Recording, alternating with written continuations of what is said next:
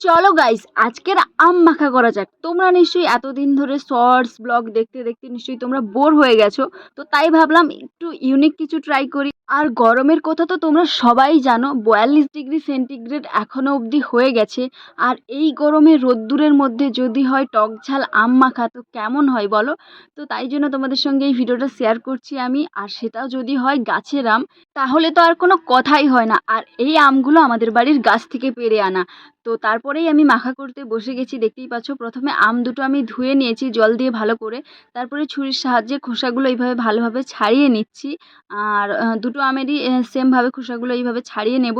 আর যেহেতু আম মাখার ভিডিও এর আগেও আমার চ্যানেলে দেওয়া আছে, যদিও সেটা 2 বছর আগে, সেটা একটু অন্যরকম বানিয়েছিলাম। আর এটা একটু অন্যরকমভাবে ট্রাই করছি। আর যেহেতু বাড়ির গাছের আম, বাড়ির আশেপাশে গাছের আম, সব গাছেই যেহেতু আম হয়েছে, ঠিক আছে, তাই জন্য তো অনেকবার এই গরমে আম মাখা বানিয়ে খাওয়া হয়ে গেছে।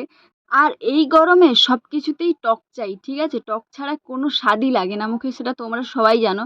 তো যখন খুশি আম পেড়ে এনে লবণ দিয়ে খেয়ে নিই। তো এটা একটু লঙ্কা ঝাল মিশিয়ে একটু করছি, তো তাই জন্য তোমাদের সাথে শেয়ার করছি। তোমরা দেখতেই পাচ্ছ আমটাকে আমি কিভাবে কাটছি। এইভাবে ছোট ছোট করে সবগুলো পিস পিস করে নিয়েছি প্রত্যেকটা, দেখতেই পাচ্ছ আমার আম কাটা হয়ে গেছে।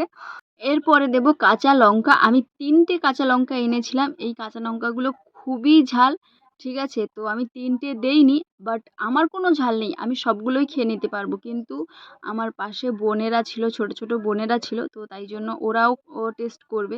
তাই জন্য ওদের কথা ভেবে আমি 2টো লঙ্কা দিয়েছি, কাঁচা লঙ্কা। তারপরে হালকা করে একটু লঙ্কার গুঁড়োও দিলাম, ঠিক আছে। আমার তো সবগুলো লঙ্কা দিয়ে দিলেই আমার ভালো হয়, কারণ আমি খুবই ঝাল খাই।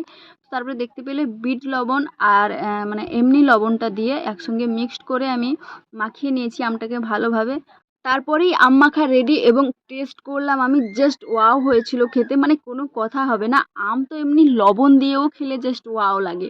আর এখানে আমার পুচকি বোনটার রিয়াকশান দেখো, এত ঝাল দেওয়া হয়েছে, মানে ওদের পক্ষে তো এই ঝালটা অনেক। তো তাও খেয়ে বলছে অনেক ভালো হয়েছে, আমাকে আরও দাও আরও দাও। কিন্তু ওর ঝাল লাগছে, ঝালে জিভ জ্বালা করছে, তারপরেও বলছে আরও দাও, খুব ভালো হয়েছে, ঠিক আছে। তোমরা ওর রিয়াকশানটা দেখে বুঝতে পারছো। তো চলো আজকের মতো এতটুকুই, পরে ভিডিওতে আবার দেখা হচ্ছে, টাটা।